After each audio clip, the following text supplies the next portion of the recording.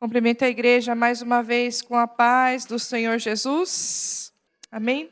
Vamos abrir nossas Bíblias em Jonas, livro de Jonas, no capítulo 4.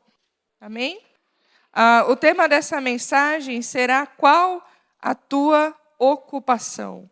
Amém? Vamos orar mais uma vez. Senhor Deus amado, em nome de Jesus, obrigado, Senhor Deus querido, por esta noite que o Senhor preparou de assistência social aqui para nós, ó Deus, estarmos nos reverenciando a Ti, colocando o nosso coração na Tua direção, meu Pai. Senhor Espírito Santo de Deus, abençoa e direciona para que tudo venha estar, Pai querido, abrindo os corações dos nossos irmãos, nós venhamos entender a Tua mensagem, entender a Tua palavra, entender, Jesus querido, tudo aquilo que o Senhor tem para as nossas vidas, Pai. Pai Santo, Pai da Glória, em nome de Jesus, tira todo impedimento, tira todo embaraço, tira tudo aquilo, Senhor Deus, que não provém de Ti, Senhor, para a honra e glória do Teu santo nome, é o que eu oro e te agradeço. Amém. Amém. Então, vamos abrir lá em Jonas, capítulo 4, nós vamos ler no versículo 6 a 8. Amém? Então fez o Senhor Deus nascer uma planta que subiu por cima de Jonas, para que fizesse sombra sobre a sua cabeça, a fim de o livrar do seu desconforto. Jonas, pois, se alegrou em extremo por causa da planta. Mas Deus, no dia seguinte, ao subir da alva, enviou um verme, a qual feriu a planta e se secou. E nascendo o sol, Deus mandou um vento calmoso oriental. O sol bateu na cabeça de Jonas de maneira que desfalecia, pelo que pediu para si a morte, dizendo: melhor é morrer do que viver. Amém? Até aqui, os irmãos podem se assentar. Nós todos conhecemos a história de Jonas. Nós conhecemos que quando Deus falou para ele se dispor. O que isso quer dizer? Se coloque à disposição, né? Se coloque à disposição para você ir até tal cidade e você ali pregar a minha palavra para que todo aquele povo se arrependa. Só que não era um povo qualquer, igreja. Não era um povo que você olhava e falava assim: não, eu creio que vai haver um arrependimento. Era um povo ali dos assírios que eles tentavam impedir o crescimento de Israel. Eles eram um povo que perseguia Israel. Então, era muito difícil para Jonas ter que enfrentar essa situação. Ter que chegar até lá. E mesmo que Deus mandou, ele poderia passar em sua mente que as pessoas não iriam acreditar. Então, o primeiro ponto que nós entendemos é que se Deus te falou para fazer algo, Deus que vai fazer acontecer. Não depende da sua posição, não depende se o que você pensa ou não. Não depende do seu senso de juízo. Se Deus falou que vai acontecer, vai acontecer. Se Deus tem misericórdia, Deus tem misericórdia, porque muitas vezes nós não temos. Então,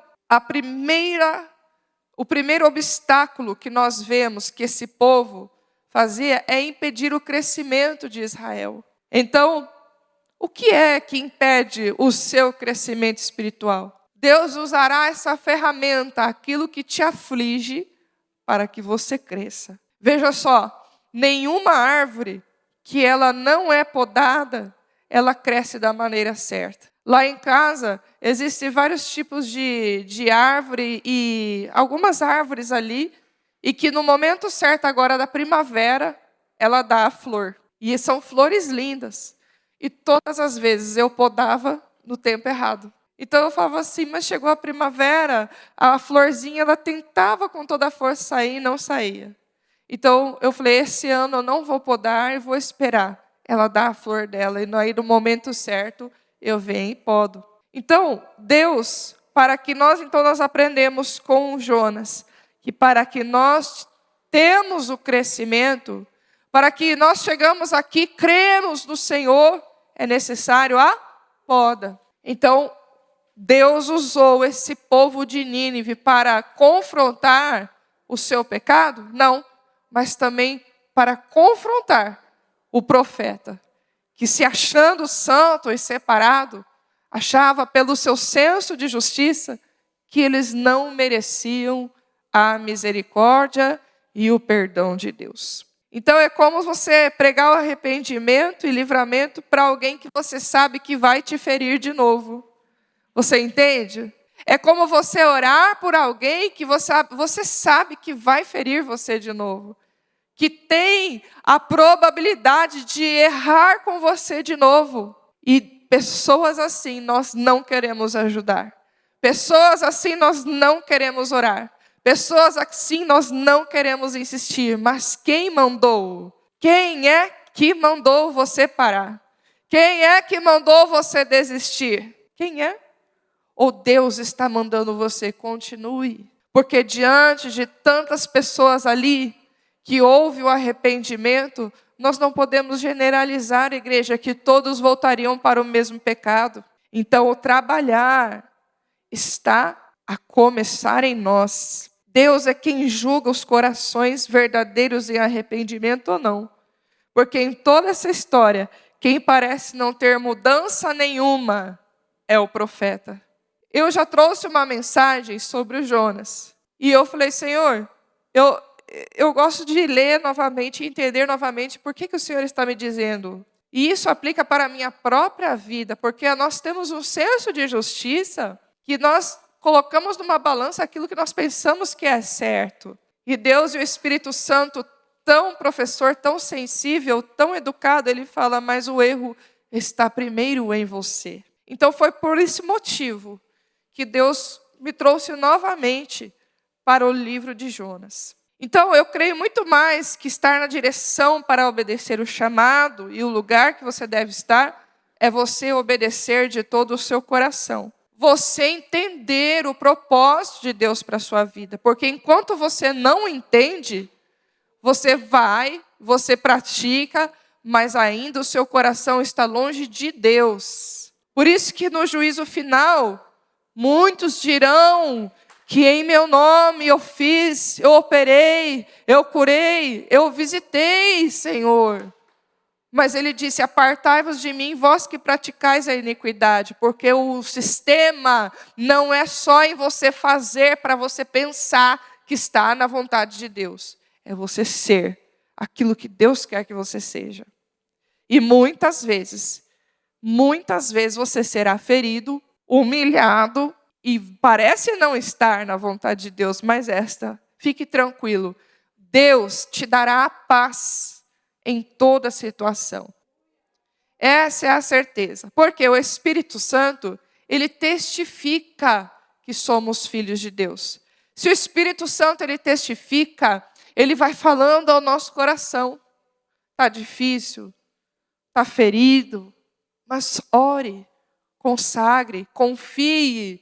O importante é nós estarmos na paz do Senhor, que ela excede todo o seu entendimento. Ela excede aquilo que você pode pensar ou imaginar. A nossa mente é limitada. Nós somos limitados. Aquilo que Deus pensa sobre nós é muito mais. E aí você pode pensar, como que eu pude ter paz numa situação como essa? Não é o seu entendimento, excede. É a paz de Deus. Então, os marinheiros expulsavam a Jonas, o grande peixe vomitou depois da sua oração, mas ele ainda não aceitava que Deus poderia perdoar aquele povo. Nessa viagem, Jonas faltou pregar o arrependimento para si mesmo. O maior erro da igreja é pensarmos que por nós estarmos aqui dentro, nós somos melhores do que as pessoas lá fora.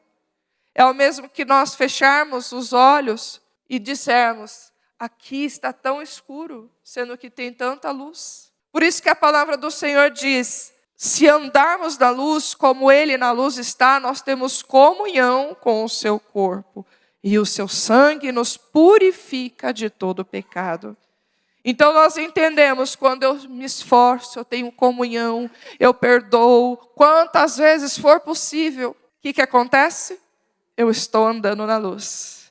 Eu estou andando na luz. E quando eu peco, quando eu erro, eu acho que não tem misericórdia para mim, o sangue de Jesus, ele desce sobre a minha cabeça, ele me purifica de todo pecado e desfaz toda acusação do mal. Então, igreja, nós temos que entender que o arrependimento, o primeiro pregar é para nós mesmos. É o mesmo que Jonas pregar o arrependimento pelo qual ele não acreditava. É o mesmo que você falar assim, para mim não tem um perdão.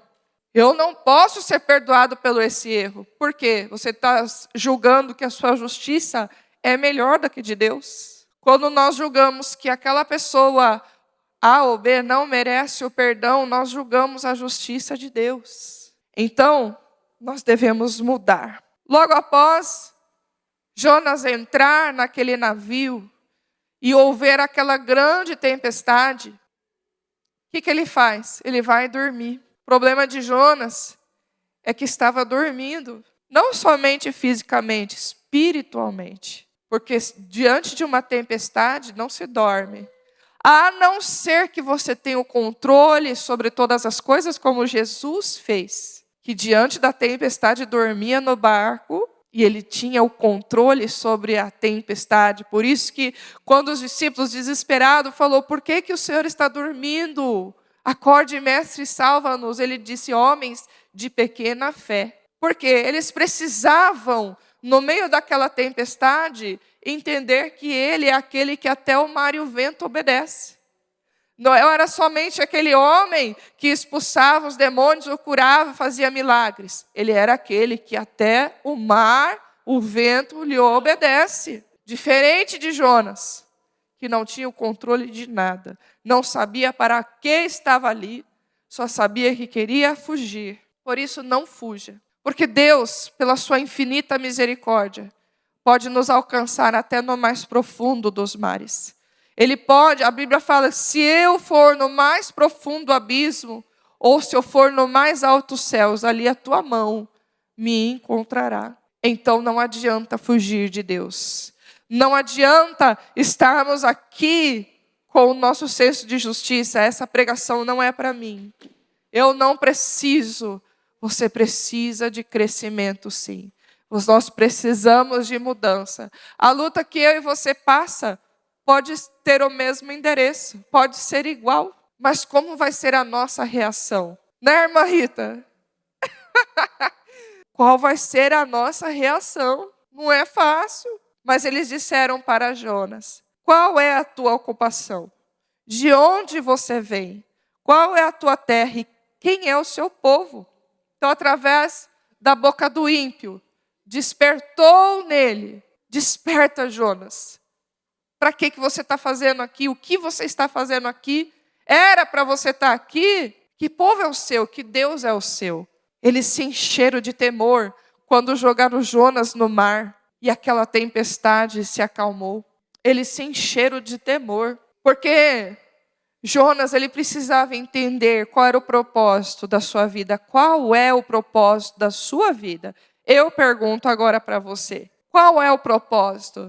Porque você pode pensar que o propósito é algo muito grande, é algo muito honroso, é algo muito maravilhoso, mas que você ainda não está preparado para receber. Eu me lembro quando eu casei com o pastor Kiome, eu já dizia para ele, olha, eu vou pensar bem, e você pensa bem também antes da gente se casar, porque eu tenho uma missão. Deus falou que eu tenho uma missão. E ele, aonde? Na África. Ele, na África? E por que você não começa aqui? Eu, é mesmo, né?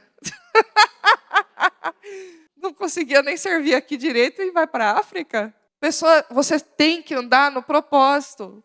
Não adianta ser aonde você acha que vai ser honroso, que vai ser o melhor. Tem gente que a missão é a casa. Tem gente que a missão está no trabalho. Tem gente que o propósito de vida se engrena nas coisas simples da vida. Veja só, Jesus escolheu 12 discípulos. Mas quem ele amava? Marta, Maria e Lázaro. Quem ele estava sempre na casa? Marta, Maria e Lázaro. E a Bíblia diz que mesmo Marta, não entendendo o poder da presença de Jesus, não entendendo o propósito do mestre estar na sua casa, a Bíblia diz que Jesus amava Marta. Então, amados, ali era o servir para ela. Esse era o propósito de Marta. Muitas vezes, com dúvidas em seu coração, essa mulher tinha. Mas se o Senhor estivesse aqui, não negando o poder dele, mas cobrando também. Eu creio que o Senhor pode fazer, mas o Senhor não estava na hora certa. Então, às vezes, nós pensamos que Deus chegou atrasado. Não, Deus nunca chega atrasado. As pessoas tomam caminhos diferentes, mas a oração sempre alcança e uma hora traz de volta novamente para a presença do Senhor. Então, muito mais do que somente eu saber que eu estou na direção de Deus, é você entender o propósito e obedecer. Através da boca do ímpio, o Senhor estava lembrando Jonas da sua missão. Quantas vezes você é afligido pelo ímpio, não para te destruir, mas para te lembrar qual é a sua posição. Será que a minha posição vai ser de mirar? Será que a minha posição é de me deixar ser influenciado? Ou será que a minha posição é de quem vai orar, que vai pregar a palavra, vai dizer a verdade? Por isso que Jesus, ele sempre dizia aos discípulos: ore para que vocês não caiam em tentações. Tentações não é só o pecado de um homem casado, uma mulher casada. Tentações é quando eu me iro. Tentações é quando eu falo na hora errada. Tentações de várias maneiras. Tentações quando eu não quero fazer a vontade de Deus. Então, ore, como eu já preguei da outra vez, ore para que você não caia em tentação. Dentro da barriga do peixe, ele até observava a misericórdia e se arrepende. Ele diz assim: os que observam as vaidades vãs deixam a sua própria misericórdia. Ou seja, o que eu tenho, o que sou, é melhor do que o incerto, do que viver pela fé. Vaidade vã é isso. O que eu tenho, o que sou, é melhor do que viver pela fé. É melhor do que aqueles crentes que sofrem, que fica de boca calada. É melhor.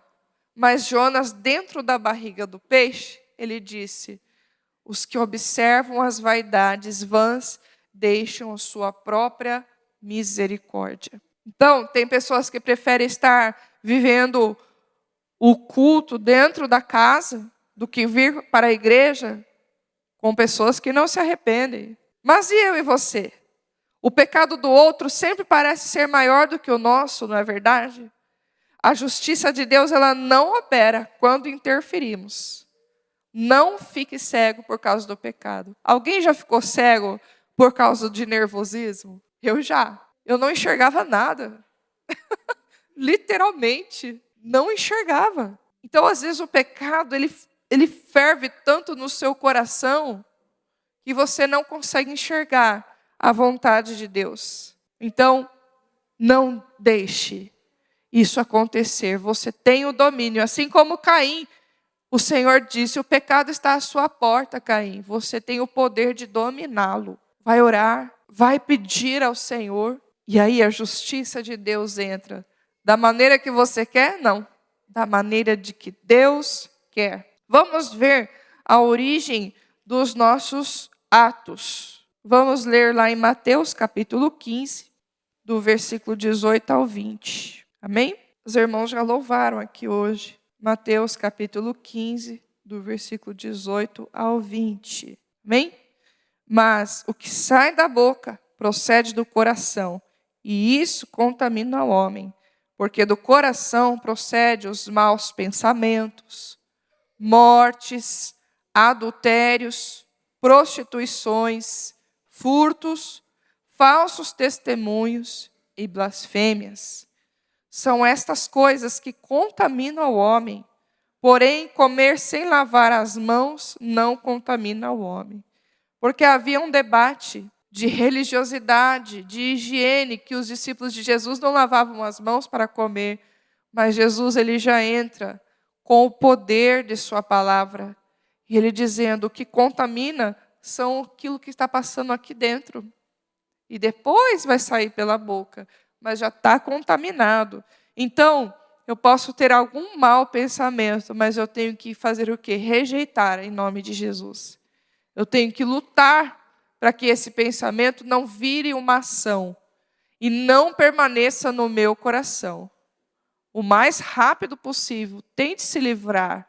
Tente se livrar do mau pensamento, porque uma hora ele vira a ação. Então, vamos abrir em Hebreus capítulo 4. Vamos ver também o que fala sobre o pensamento. Será que a palavra, ela é o remédio para a nossa vida, para que possamos nos livrar de todo pensamento mal? Hebreus capítulo 4, versículo 12.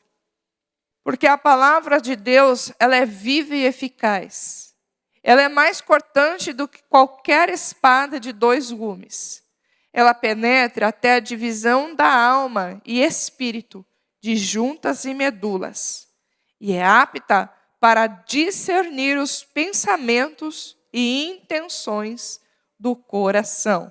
Então nós vemos, eu tenho uma intenção no meu coração. E nesta noite a palavra ela vem de encontro lá naquela sua intenção. Será que a sua intenção é boa? Será que a sua intenção é ruim? A palavra de Deus ela é apta para discernir, para separar e te mostrar à luz da palavra o que você deve fazer. Se coloque de pé, pedir para o irmão Kate estar louvando ao Senhor. Sei que nós estamos bem adiantados, mas é essa mensagem que eu tenho para entregar à igreja nesta noite. A começar de mim, nós precisamos ter boas intenções, porque Deus, Ele faz a separação.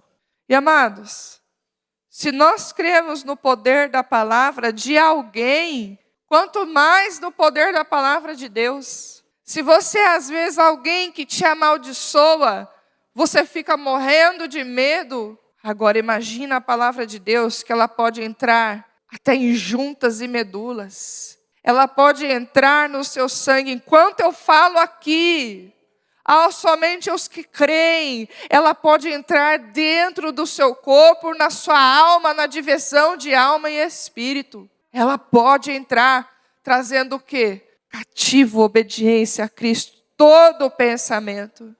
A palavra de Deus tem poder. Sabe? As flores que você vê da primavera, a Bíblia diz, seca-se a erva e cai a sua flor, mas a palavra do Senhor permanece para sempre. Esta palavra passou para milhares e milhares de pessoas e chegou à sua geração e à minha geração e ela está aqui ainda. Podem tentar destruir, mas o verbo vivo se faz presente entre nós. E nada pode parar esta palavra. Mas graças a Deus que Deus nos entregou esta palavra. Graças a Deus que você tem a oportunidade de ter o arrependimento. Graças a Deus que você tem ela para ouvir com discernimento. E nesta noite, lembre-se do seu propósito de vida. Pode parecer tudo confuso, mas você não está andando pelo que você vê. Você anda por fé no Filho de Deus.